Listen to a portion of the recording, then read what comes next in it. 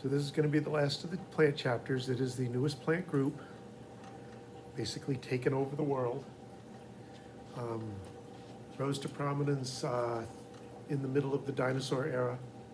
Some people have theorized that the rise of the angiosperms spelled the end of the dinosaurs, but there's no real good supporting evidence for that as an idea. And a couple of interesting things in this group. They've taken their sexually reproductive organs and made flowers out of them. So these are generally called the flowering plants. And the structure of the flowers generally reflects how the pollen gets from flower to flower. The grasses, for instance, if you're looking on a piece of grass for a flower, you got to really know what you're looking for, because grasses pass pollen through the air.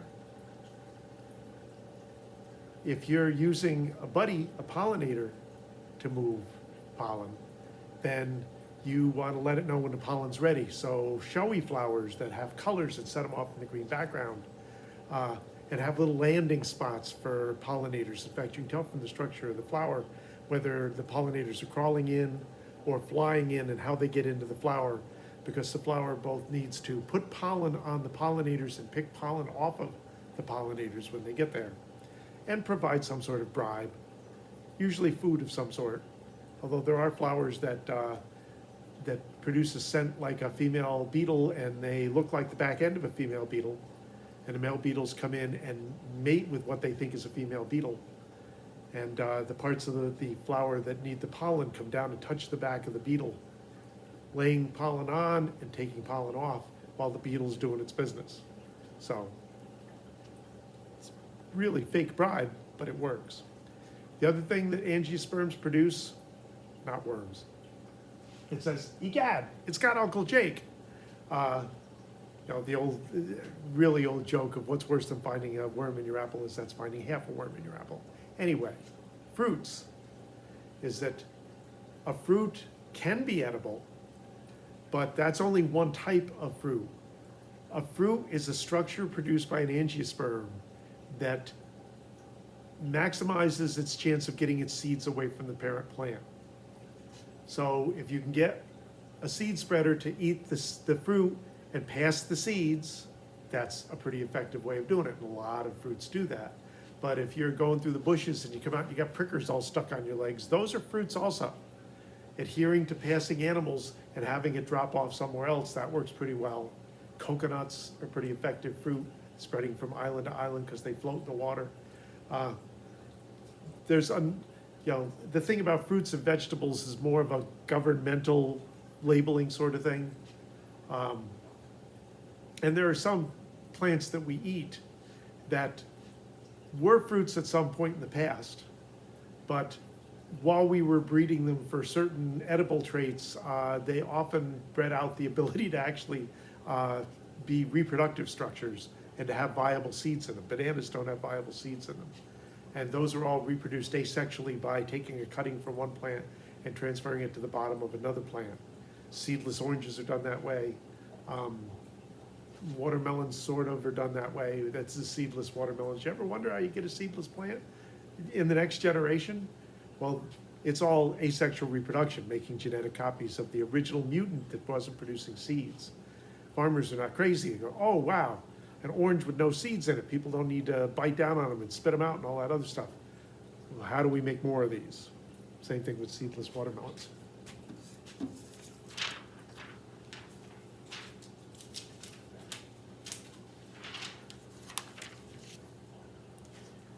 You're writing down stuff, right?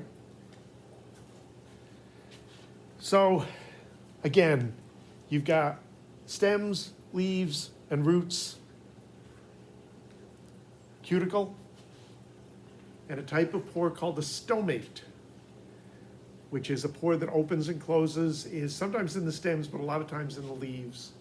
It's two cells facing one another that are stiff all the way around the outside, but the part that is between the two of them is flexible.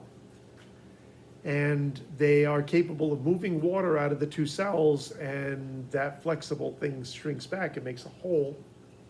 Can't get my thumbs out of the way.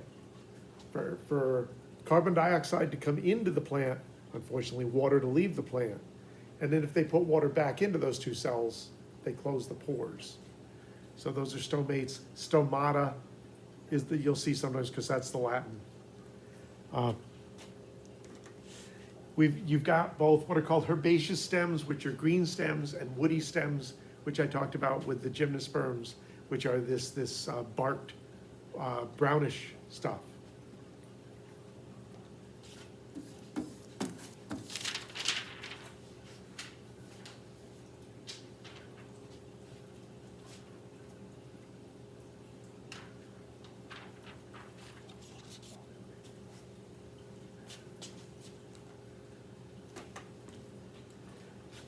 Similar process to the gymnosperms is that pollen produced by the male part of a flower gets onto the female part where it makes a pollen tube. The egg cells are down in the base of the flower. Now, in some cases, pollen from one flower can pollinate and reproduce with the same flower. Not all, even flowers that are producing pollen and have egg cells, remember, reproductive isolation on a chemical basis is a lot of flowering plants will not reproduce with themselves. Apples are like that. Apple trees pollen needs to come in from another apple tree in order for there to be eventually apples. Because an apple, you don't get the seeds until you get reproduction. Pollen tube, so same basic process. You've got what are called your anthers and your stigma, the male and female part. I don't really care if you remember that, although it's going to come up when we do this in the 2 plant labs. I think we're just doing 1 plant lab with the 2 of them combined this semester. But the parts of plants we're looking at, they're angiosperms. And then you get fertilization, you get an embryo inside what's going to be the seed with the food in there to help the seeds sprout, right? The fruit itself is not going to feed the seed. It's going to get digested. If it's an edible fruit, it's going to get digested by what eats it. And but the seeds are set up to not be digestible. In this case, they're showing an edible fruit. The seed germinates. We'll talk about that in a minute. And then you grow. Is another weird situation where this is considered to be the sporophyte. There it is, mature sporophyte. These are considered to be the gametophytes. In a lot of cases, the sporophytes are not doing asexual reproduction. They don't make spores for sure. I don't know why they call them that. Not a plant person. My daughter's a plant person. She can't tell me either. I think they just didn't want to give up the basic idea.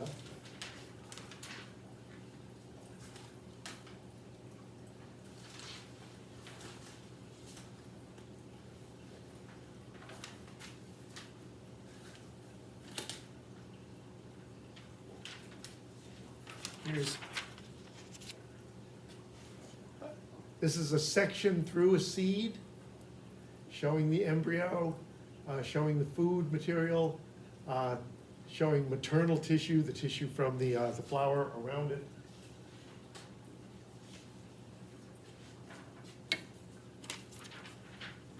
I have way too many of these things. Lots of pictures of flowers.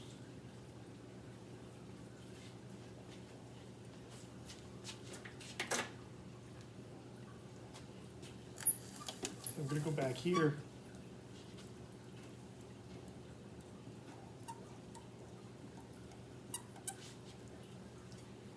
So at this point, you've already written angiosperms, and you got a whole bunch of stuff down about what makes angiosperms unique and how they reproduce. And I'm going to add one more thing to your list of things that you've already written down.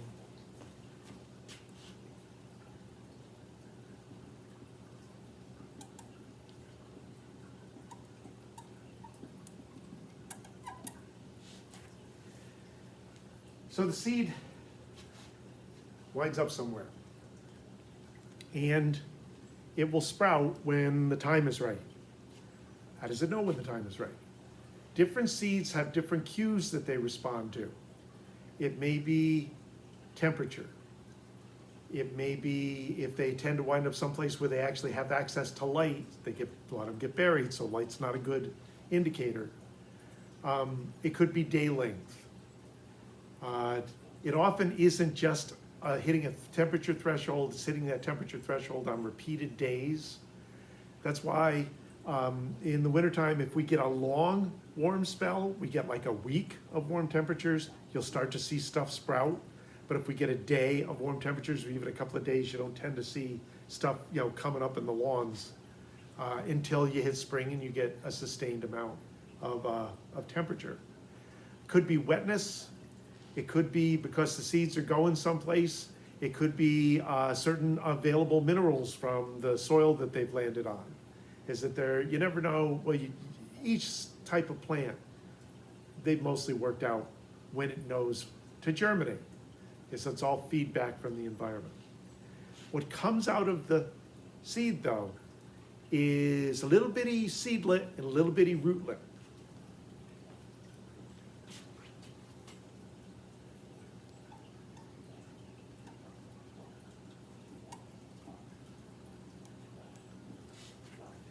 And there's a type of hormone called an auxin.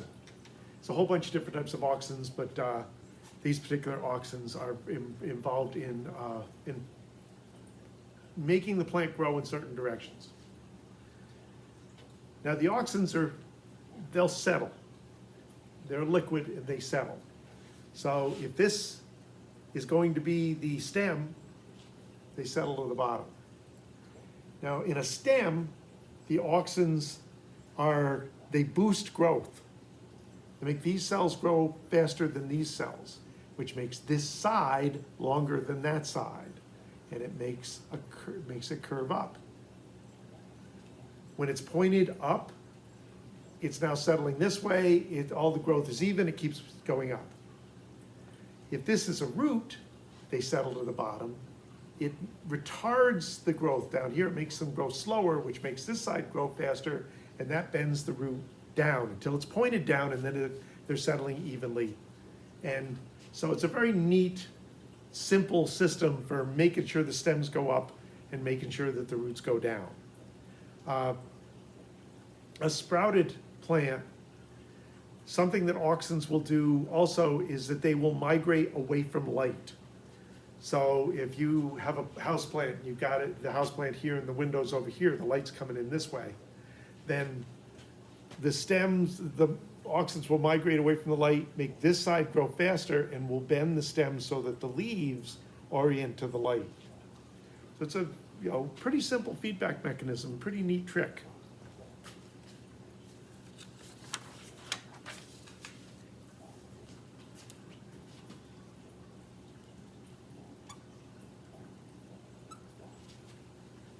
Now plants grow differently than animals do. Plants, because their kind of structure is locked in, animal cells can migrate around and different clusters of cells do their own kind of growing and developing. What plants do is they add new cells in what are called meristems. When this stem is growing, it's adding new cells at the end, and the cells behind it aren't being added, but they are lengthening. They're growing. And meristems are at the tips of the roots and the stems. Those are called apical meristems. Apical just means at the tip. Meristems also can have packages of dividing cells along the edges. Those are called lateral meristems, and that's where branches grow off. It's where branches off of roots grow off. It's where leaves grow off. And it's what adds layers of xylem to a woody stem. So, and then all the other growth zones started as meristems, and then you've got a zone where the cells get longer, that adds to growth, and cells where cells start to do different kinds of jobs. And you'll see those zones when we look at them in the lab. But so It's like if you're looking at a tree. This happened when I was a kid. We had a hammock set up, driven into staples in 2 different trees. And for my entire childhood, those staples were at the same height, because the tree is all growing from the tips out. The only thing that's growing where the staples are is the tree did eventually kind of engulf the staples as it added layers of xylem growing out. But something that you put in here doesn't go up because the tree isn't growing everywhere. It isn't getting bigger the way that an animal would get bigger. If you clip something into the ankle of a horse, it would eventually be higher off the ground. But they grow differently. And then and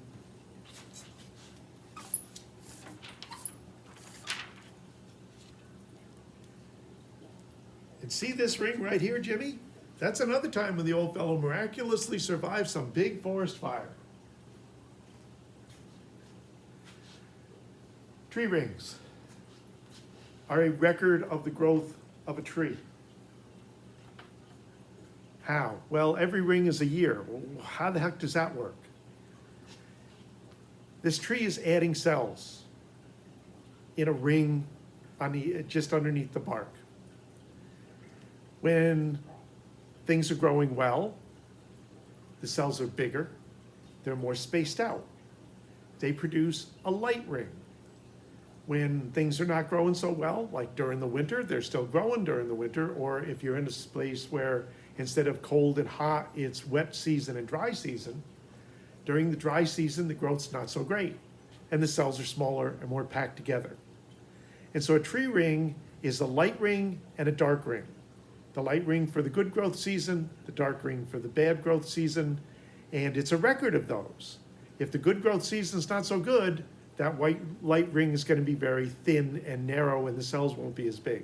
And you go, oh, that was bad.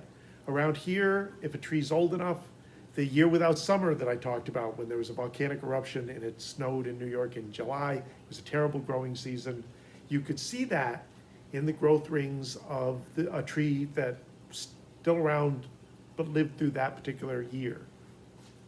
So good growth, bad growth, and in most places, it's reflecting yearly seasons. That isn't true everywhere. Some places don't really have a good growth, bad growth season, and the tree rings wouldn't be terribly useful to you because they wouldn't look different. It wouldn't even necessarily look like rings. But an awful lot of places, there's wet seasons, dry seasons, cold seasons, warm seasons. You're going to get tree rings. And they form, a climate history, provided you're not going back too far.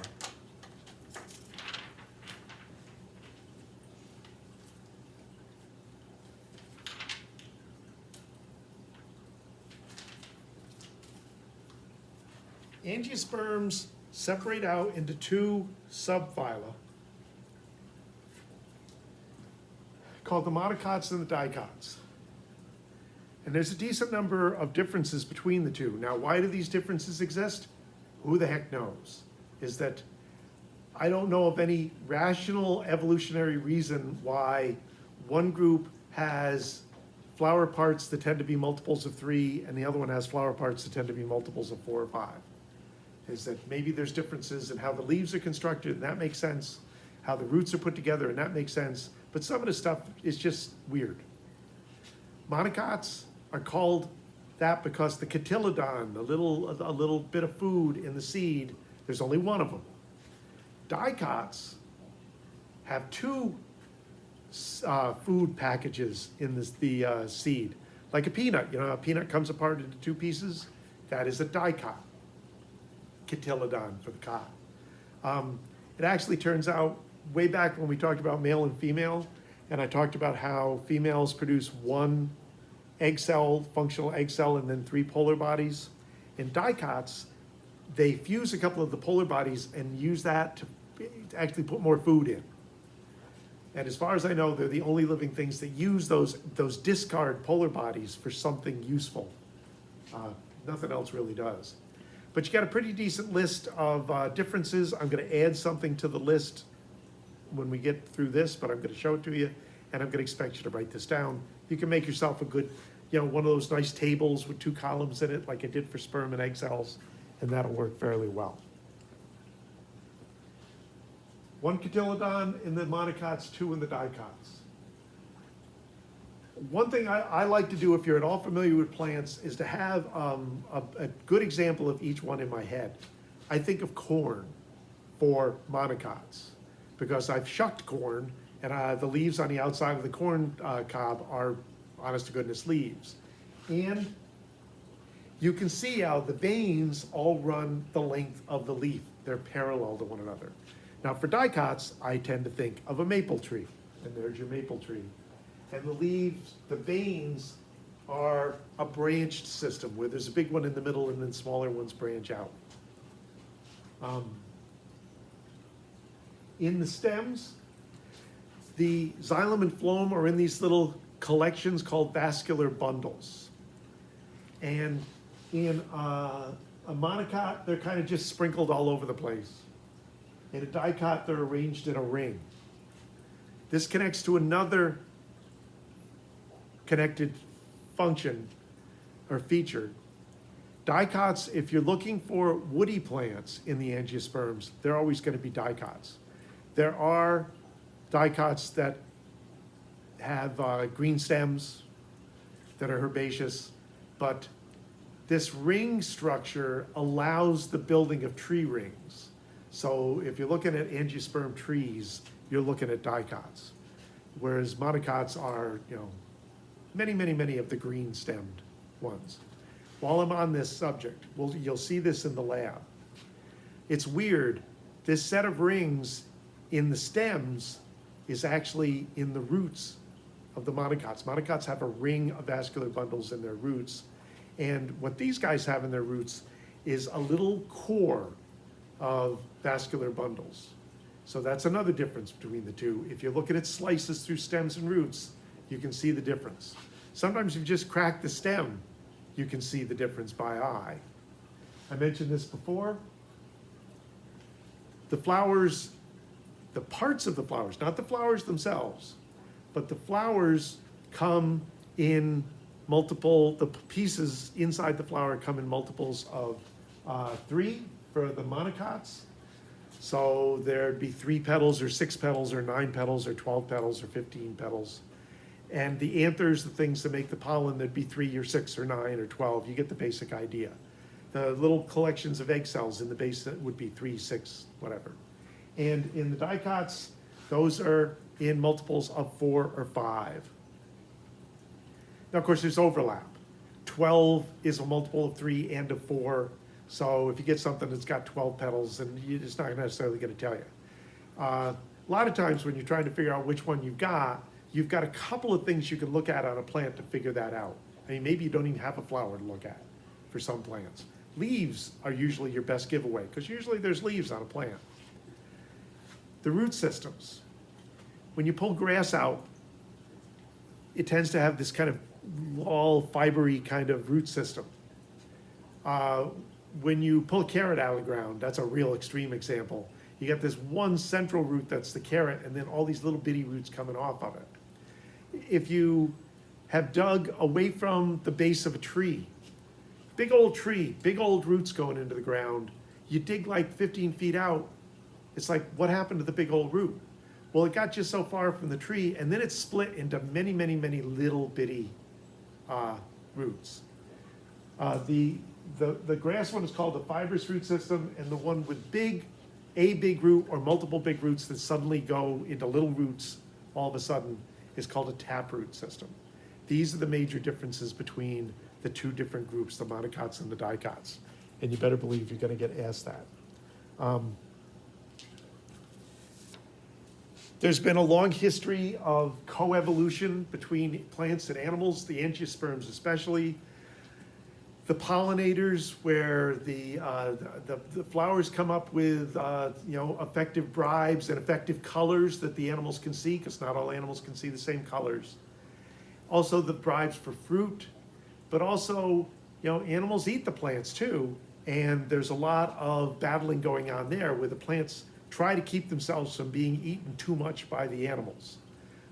So they often will produce things that make them taste bad or things that are actually poison.